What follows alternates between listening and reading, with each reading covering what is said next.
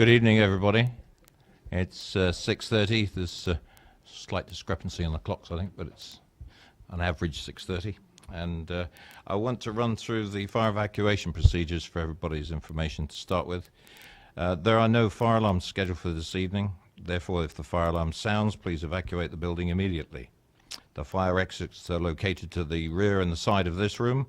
Go down the stairs and meet in the War Memorial Park. Please note that this meeting is being webcast live on the internet, certainly for the moment.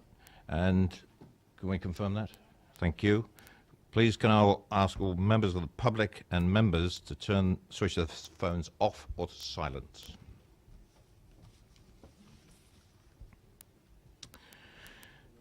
Being 6:30, I should commence the meeting formally. For the benefit of the members of the public attending, I would like to explain who everybody is around this table. My name is Councillor Paul Miller and I am the chairman of this committee. Down the sides of the table, to the left and the right, are councillors who sit on this committee and who will be making the decision on the report before us this evening. Immediately to my left and right are the officers who will be advising councillors. In addition, I would like to explain the Development Control Committee is a regulatory committee and not a political meeting. The committee will be looking at the evidence brought before us tonight in order to reach our decision. We are guided by national and local planning policy and guidance. I understand that planning can be emotive and that I ask everyone remains polite and professional throughout the evening. May I ask all speakers, including visiting members, to speak clearly and to return to their seats once their presentation is complete, following any questions from members. No further dialogue between members of the committee and speakers will be permitting once this questioning is finished.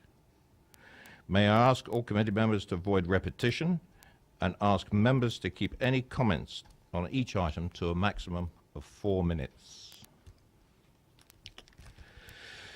Right, proceed to the agenda.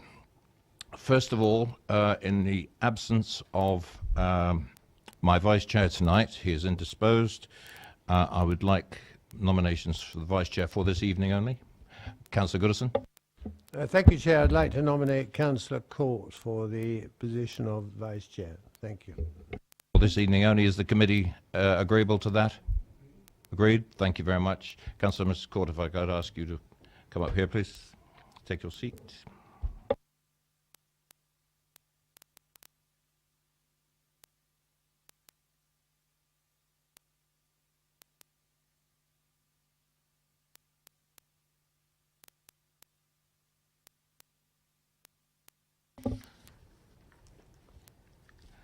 Item 1 on the agenda, apologies for absence and substitutions. I've got the following information. Councillor Leeks is resigned for this evening and is replaced formally by Councillor Richards. And apologies from Councillor Mike Bound. Are there any other information on this? Thank you very much. Any declarations of interest? I would just like it to be known that I am Mr. Rogers' ward councillor and we have had some discussions on this subject over the last few days. I don't feel that I'm compromised on it. Thank you. Thank you, Councillor Robertson, and that is noted. There are no urgent matters before us tonight. Minutes of the meeting held on the 7th of September 2016 will be confirmed at the next Development Control Committee to be held on the 5th of October. Now we come to the report, and I come to a subject on public speaking this evening. Is there anybody in the public this evening who has not registered to speak on this matter and who wishes to register to speak on this matter? I'm using my discretion for this evening only. There are none. Thank you. Could I ask Penny Mayo to come forward, please, from the Stratford-Say Parish Council? And if you could take a seat, please. Here, yeah. You're right up front. That's okay, don't worry, we'll give you all the help you need.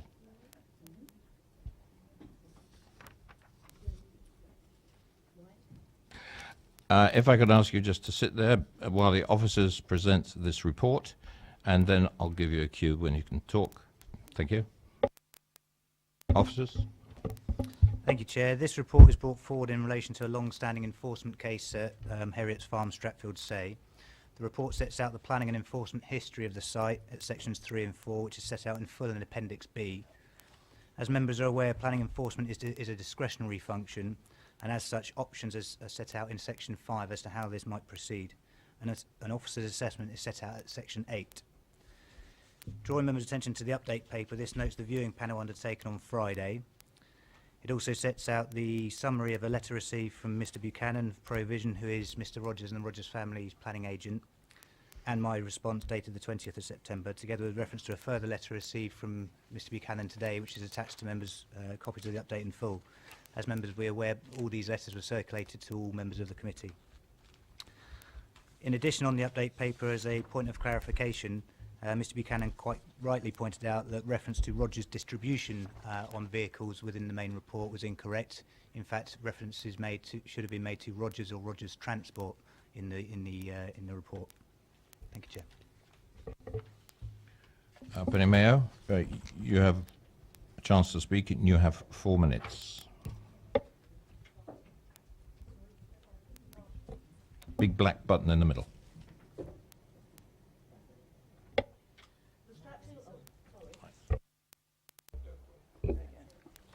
The Stratfield Say Parish Council have requested me as Parish Clerk to present their comments concerning this property, which is in Stratfield Say Parish.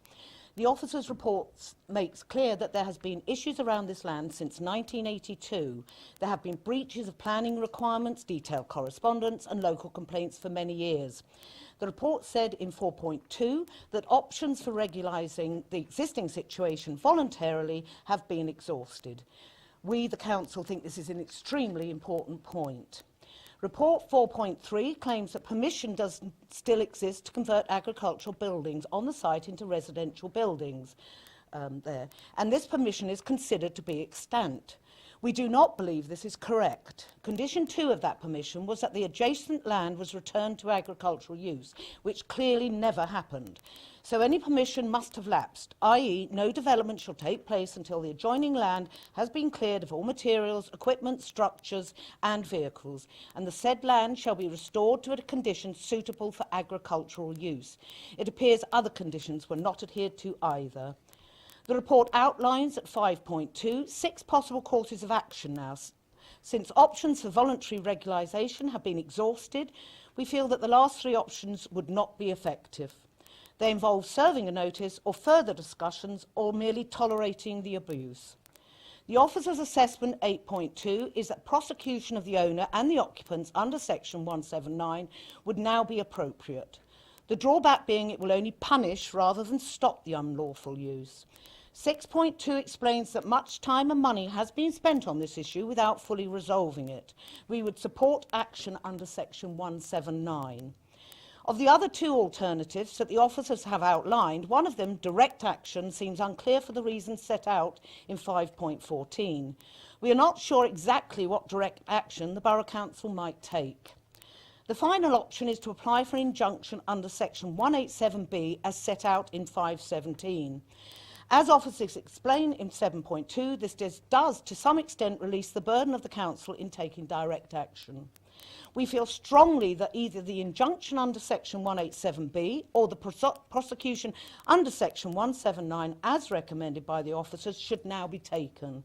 The situation began 30 years ago and is still continuing. The rest of the parish obeys the planning rules. It is therefore extremely annoying to residents that one family continues to flout them and that this very unsatisfactory situation dating back to 1982 still continues. We urge the Borough Council to take forceful action to resolve this long-running issue in the parish of Stratfield Say. I would like to also add... You have about 45 seconds. Right. Comments from Mr Buchanan. There is substantial evidence of breaches. They have tried many times to get in, but you cannot visually see in the site. They are still continuing to use it, and they just up and down the usage as they wish to try and hide it. And there is nothing to stop them using its agricultural use as it's meant to be. There's nothing against that, and the parish council don't object. But they continuously use it to the detriment of the parish for non-agricultural uses. Thank you. Thank you very much. Members, could I ask you to remain seated, please? We have a bit of questions if the members would like to ask you. Members, do we have any questions of the parish council? In fact, you read their minds. Thank you. You can return to your seat. Thank you. Robin Buchanan, please.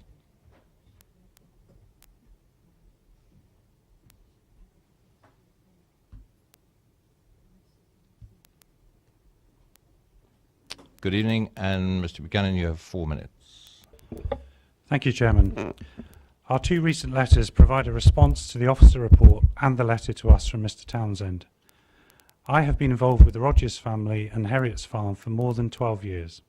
Longer, I believe, than any of your current planning and enforcement officers who are advising you and making recommendations to this committee.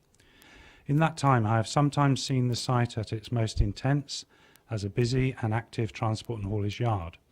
I have also seen it, as it is now, limited in use and largely dormant.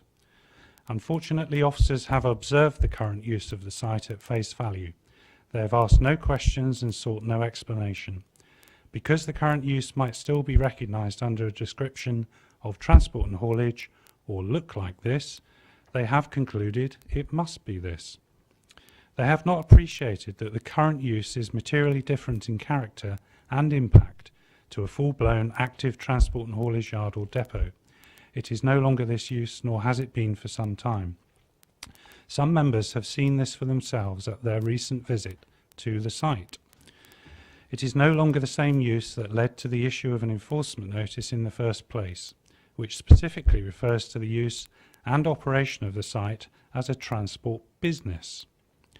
It is fair to say that the Rogers family have explored available planning and lawful use options to try and retain an operational transport business use at the site. They recognised that this possibility effectively came to an end with the submission of a planning application for 5 houses in 2013, which culminated in an unsuccessful appeal in 2015.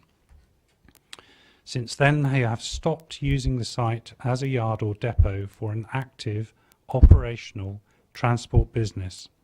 However, in that critical time period since early 2015, and for a year and a half, there has been no contact from officers. It is unsurprising that the Rogers family thought that stopping the transport business and this significant and genuine reduction and change in activity was firstly a good thing, and secondly, given no apparent interest from officers, an acceptable way forward for the site, which after all is what officers say they have been trying to achieve all along. Until now, that is. Officers suddenly prepare a report and ask you to agree to seek to punish through financial penalty, because no other possible course of action is more reasonable and appropriate at this time, they say. As our letters explain, the officer reasoning and evidential basis for this advice and recommendation is flawed or missing. There is no need for your officers to act in this way, nor for this committee to make a snapshot decision this evening on incomplete facts. We have been forced to deal with what is a very complicated case in a very short space of time. Our first letter from last Thursday responds to an officer report that was only revealed to us and the Rogers family last Wednesday. Our second letter responds to a letter from Mr. Townsend that was only received yesterday. You have just under a minute. There plainly has not been any opportunity or in fact need to provide the information in our two letters previously until it became clear that officers had decided to take this further action unbeknown to us or the Rogers family. Our letters are not intended to be a substitute for proper and thorough investigation of the facts, and nor is this public committee meeting the place to achieve that. We seek to ensure that members are well informed and can make good decisions given what is produced to them this evening and recommendation. There is no other motive. I respectfully ask this committee to reject the officer recommendation. The reasonable and proportionate course of action is to agree that there should be further dialogue with the Rogers family. That will lead to a better decision and outcome in due course. If I could ask you to wrap up, please. Last point, Chairman, thank you for your indulgence. In terms of the update sheet, Chairman, I can say to you that all of any vehicles which may have been seen on the site or trailers are marked as Rogers Transport. No vehicles or trailers have ever been marked simply as Rogers. It's quite clear your officers are still guessing. Thank you, Chairman. Thank you, Mr. Buchanan. If I could ask you to switch your microphone off, please, because it mutes out anybody else. Members, any questions to Mr. Buchanan? Councillor Westbrook. Lady, Mr. Buchanan. On our site visit, we observed, we observed some relatively modern trailer units in the yard, with RTO8 and RTO9 marked on the vehicles, indicating one would imagine a series of trailers, or at least another 7, that suggests a current haulage operation. I mean, could you explain maybe where those other vehicles are? Are they stored elsewhere, or are they on the road? That would be my question. Thank you, Chairman. Certainly the trailers that would have been witnessed on the site are either trailers that have been there for a very long period of time. They are present in the photographs that have been presented to you by your officers. Whether the serial numbers that you refer to suggest a larger sequence of trailers, I don't know. I'm not an expert in that. But certainly, as I said in submissions, the nature of the use is substantially different now. Any more questions for Mr. Buchanan? Councillor Potter, followed by Councillor Mrs. Tucker. Hello, Mr. Buchanan. I just wanted to get a proper understanding of the words that you've used, I think, in part. You talked in your submission about the site now being largely dormant, which by definition presumably means it isn't dormant, there is still activity, and I expect you would accept that, and you can clarify that. You also talk about a significant and genuine reduction in the business, and again, by definition, that means the business still continues in some form or other, does it? Is that right? Chairman, yes, I was very careful and thought very hard about the right words to use. I think it is correct to describe what is going on the site now, and indeed has been going on the site since early 2015, as a largely dormant use. And I use that language purposefully to differentiate what is going on now from what the purpose of the enforcement notice was designed to achieve.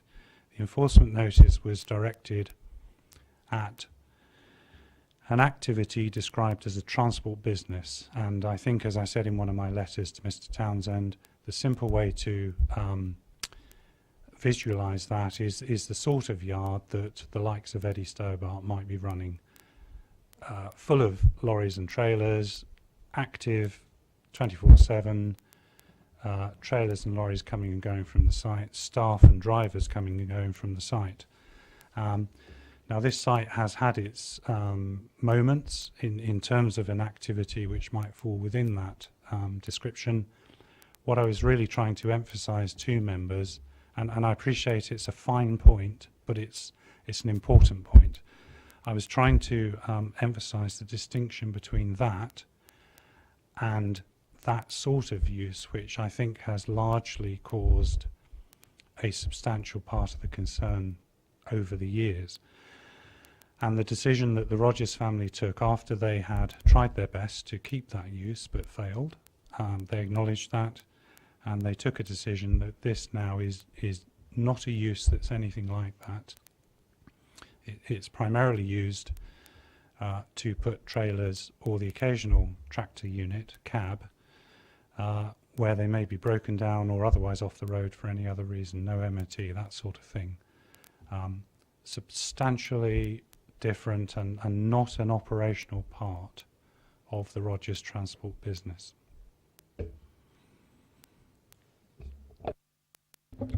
Just to come back, if I may, I mean, little that I know about these things, I'd accept it isn't the sort of equivalent of the stover business, but by definition, a transport business can be one vehicle, presumably, providing transport for a business, can't it? As simple as that. And whilst historically I might accept this doesn't have the scale which related to the original enforcement notice, it nevertheless, by your own definition, is still operating in some smaller scale as a business. Is that right?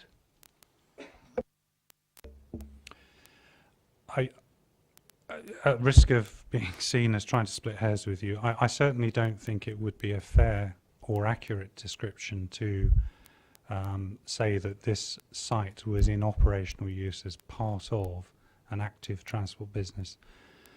It's very much a site that has a very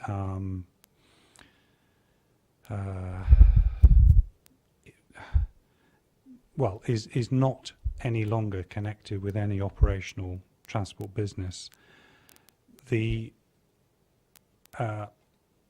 what I was trying to convey was the comparison between the nature of the transport business that was taking place in 1982 and which led to the decision to take enforcement action, and the very different nature of what's going on the site now. Now, that in my view is very material to whether or not the same amount of harm and impacts is taking place on the site now compared to either back in 1982 or in the more recent past. And as I say, it's that fine distinction which, because of the absence of recent investigation by officers, is missing from that analysis and assessment to you, and they simply haven't considered the planning merits of that. Is it? Yeah, Councillor Potter. Go on. One last point, if I may. I mean, hearing what you're saying, I understand, I think, the nuances of that, but in simple language, as no planning approval exists for any scale of operation of this nature, do you accept no operation of a business nature relating to transport should be taking place on that site? It's as straightforward as that, isn't it? Yes, I certainly agree no transport business should be in operation on the site. I think the problem is we have an enforcement notice that uses that phrase but provides no assistance as to what was meant at the time and what was in officers' or members' minds at the time as to what may or may not be an acceptable degree of some sort of haulage or transport activity on the site. And you know, I appreciate the questions you're asking me, but I think I just come back to the fine distinction that I'm trying to inform members that I think there is, and that I think that is very important and very material to the decision that you're being asked to take this evening. Councillor Mrs. Tucker. Thank you. I wonder if you could just clear something up for me. In our report, it says in March 1994, a goods vehicles operator's license was issued.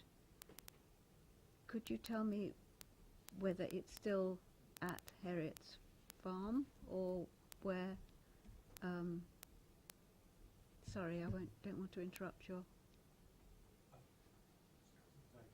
Sorry, did you get the message?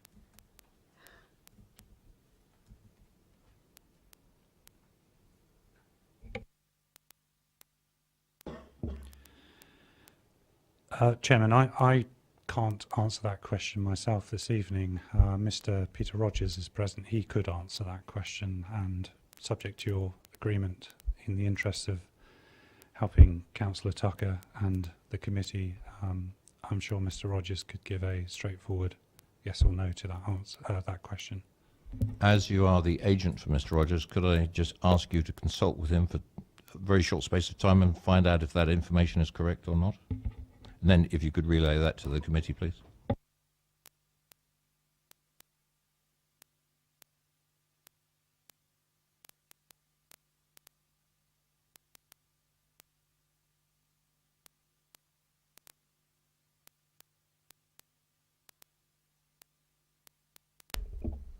Chairman, I'm grateful. I'm advised that the operator's licence is still current, it's still valid, it's still up to date, and it's still in force at Herriot's Farm. Thank you. That's, I think, what Councillor Mr Tucker wanted to know and confirm. Any more questions for Mr Buchanan? Councillor Richards. Thank you, Chairman. We just heard previously from the clerk of the Stratford-on-Say Parish Council, and there were some fairly sort of forceful things said. I presume that over this period of time, dating back to the 1980s, the Parish Council themselves have been in touch with Mr Rogers and family. May I ask, what approach did Mr Rogers take to him? How did he respond to the presumed requests from the Parish Council to act, or did he just simply ignore what was being said to him? Not sure how far I can help you with that. As is perfectly clear, this matter has been ongoing for some time. My own knowledge, as I said, extends back 12 years. I don't know the full details of any direct conversations or liaison that Mr Peter Rogers or the Rogers family may have had with the Parish Council. What I can say is that Mr Peter Rogers, and I think myself on occasions, have both attended Parish Council meetings and participated at Parish Council meetings in connection with Herriot's Farm, and over the years the various planning and lawful use applications which have been progressed. So I think it's fair to say there has been dialogue, and over that period of time. Councillor Richards.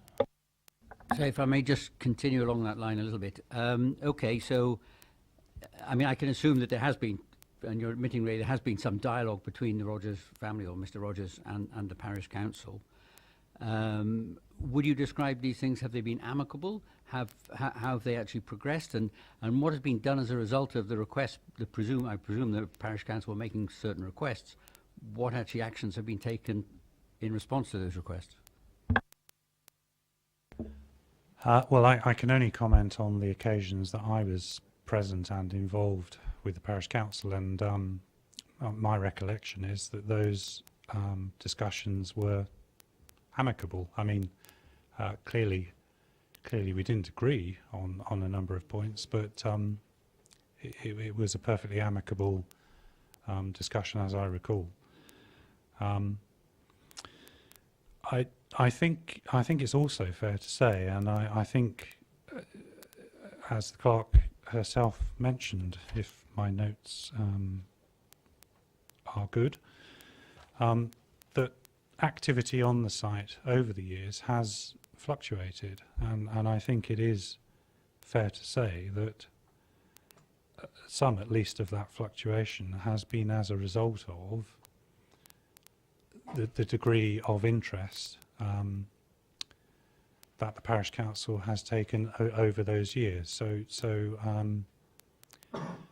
I think it would be unfortunate or unfair to say that, and sorry, I'm not suggesting this is what you were going to, but I think it would be unfair to say that Peter Rogers or the Rogers family have simply ignored the Parish Council. I think that would be unfair.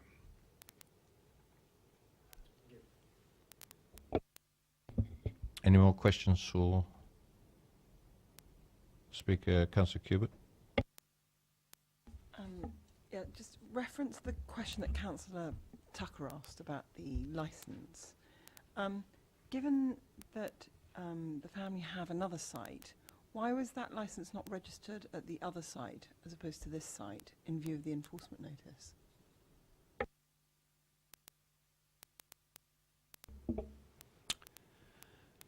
In view of the enforcement notice, I can't recall the history immediately that far back as to whether or not the operator's licence was already in place at Herriot's before the enforcement notice was issued, or whether the enforcement notice, the operator's license came after the enforcement action.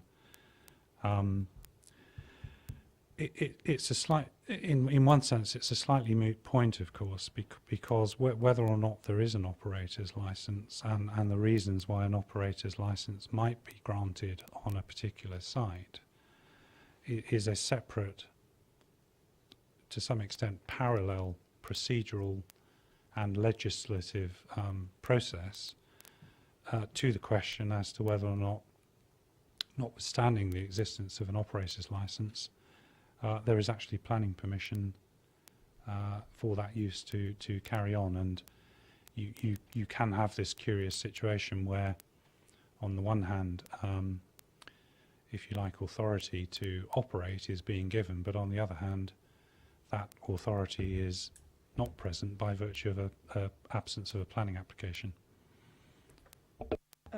I suppose, just as an understanding, I mean, one of the central tenets of your letter is that you and the family have tried every avenue to meet the requests of both the parish council and our planning officers.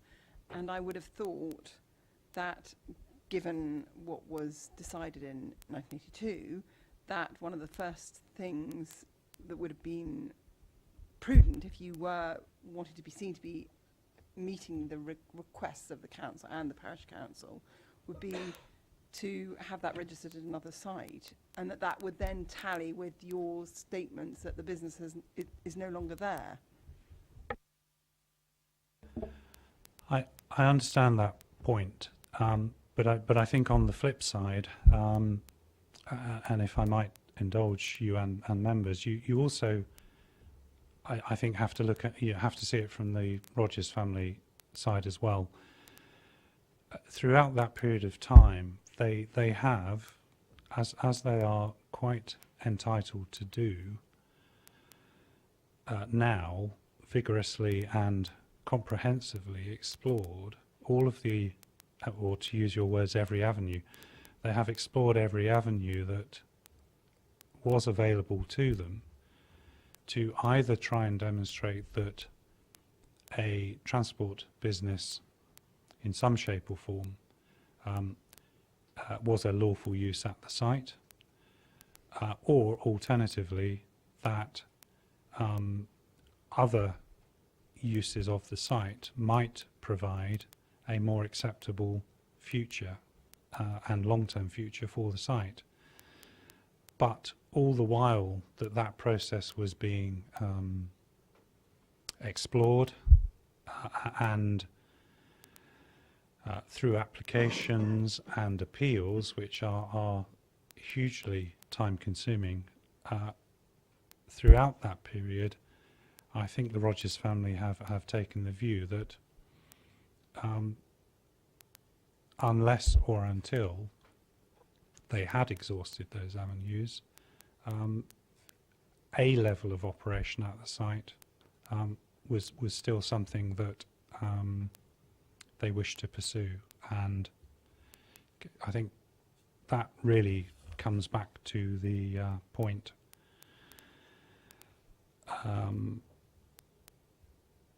Councillor Richards put, I think, on the question as to whether or not over that period of time, is this a situation where the Rogers family have flatly ignored the parish council?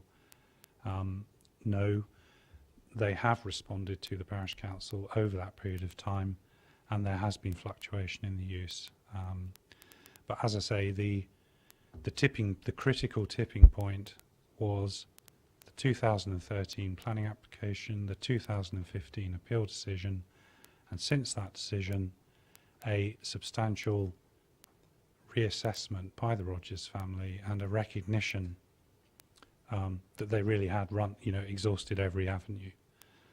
And again, I don't want to repeat myself, but that really brings us to the crux of the matter in terms of the officer approach to this, which is that they simply haven't taken that on board since 2015. Thank you. No more questions? Thank you, Mr. Buchanan. Is it a very quick one, Councillor Cubitt? It's just very quickly, when we were coming in to see the site, we what? Sorry? No, I was just asking why it had to be quick. So Okay. We actually came from the 349 because there was water on the A33, and a huge Rogers lorry went past us on the way to the site. Would that lorry have come from the site that we were on our way to, and it had Rogers written on it? It was a large lorry. I obviously wasn't there. I can't comment on that particular lorry. All I can reiterate is that, you know, and it's even evident from your officer's own photos, that Heriot's Farm is no longer an operational, active transport business. I'm advised and informed that there are no longer lorries visiting the site in any kind of operational capacity.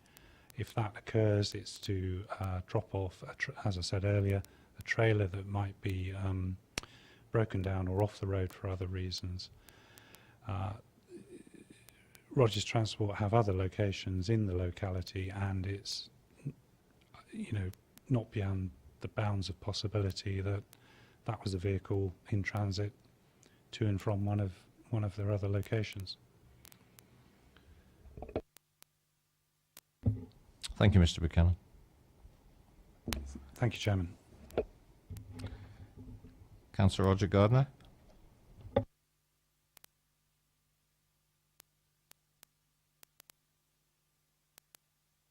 Good evening, Councillor, and welcome.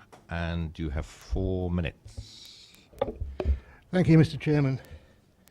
I was elected to the Cleaver Ward in 1992, and at that time, one of the issues that I came across at parish council level was Heriot's Farm. Now, I would certainly accept that the level of activity there has diminished considerably, and the site is no longer used as an active transport hub. However, where the site is not used as a transport hub, it is still used by a transport business. So there is still a level of activity there which is reported to ward members on a regular basis and has been over many years and recently as well. So it's not something that has ceased, it's something that is still continuing.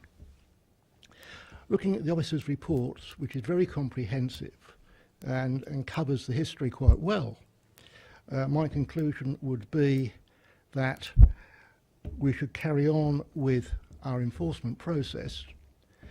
We should no longer tolerate the activity, small though it may be. Whether further discussions would have any impact, I doubt. The time for talking is probably finished. The 3 nuclear options, I would certainly say, were over the top at this stage, and I would accept the officer's assessment and would recommend that to the committee. Thank you, Councillor Gardner. Members, any questions of the ward member? Councillor Potter.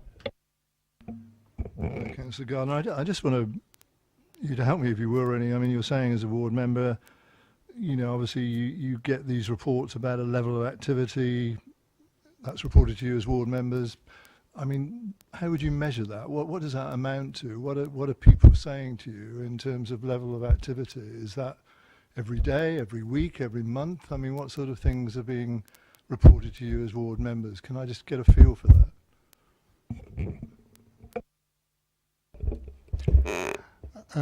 Certainly over the last year, I have probably had 10 phone calls reporting that there was activity on the site.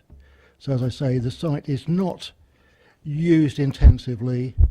It is used very much for storage, but there are vehicle movements on a regular basis.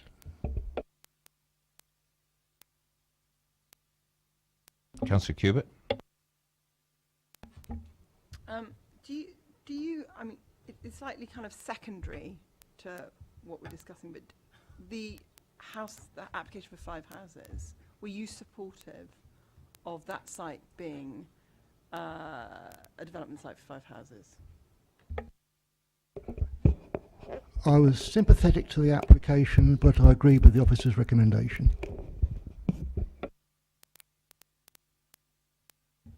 So, in your opinion, given what it was, it should only ever be an agricultural site, albeit that there's not a farm attached to it anymore?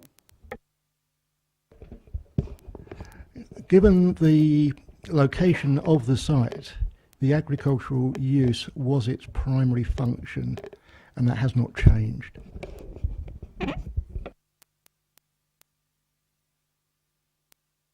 Any other questions for Councillor Gardner? Thank you, Councillor Gardner.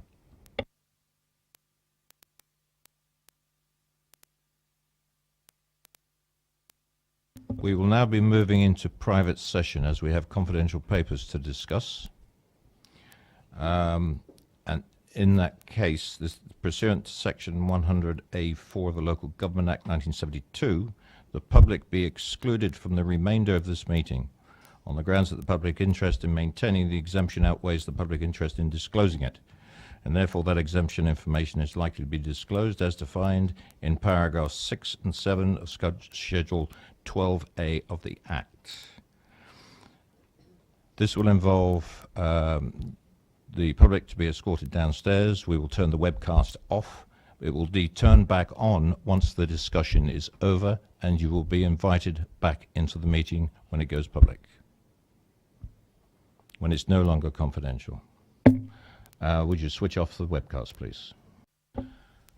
Hello, everybody. A resolution has been prepared, and I'd like to ask Councillor Potter, please, to read the resolution out. Obviously, I'll put it forward as a motion at this stage, obviously, in terms of where we'll go on it. But, and obviously, we would expect Mr. Rogers and his representative to recognise we've had a very full and frank discussion here this evening. But I put forward this. In view of the continued breach of the enforcement notice, this committee resolves that Basingstoke and Deane Borough Council will take proceedings pursuant to Section 179 of the Town and Country Planning Act 1990 as amended, brackets, that's consistent with option 1 in the report, such proceedings to commence not before the 1st of November 2016 unless the use of the site as a transport business has ceased, together with the removal of any trailers and vehicles associated with that use prior to the 1st of November 2016. That's my proposal, Chair. Thank you, Councillor Potter. Do I have a proposer? Thank you. And a seconder, Councillor Goodison. And I put that to the vote, members. All those in favour?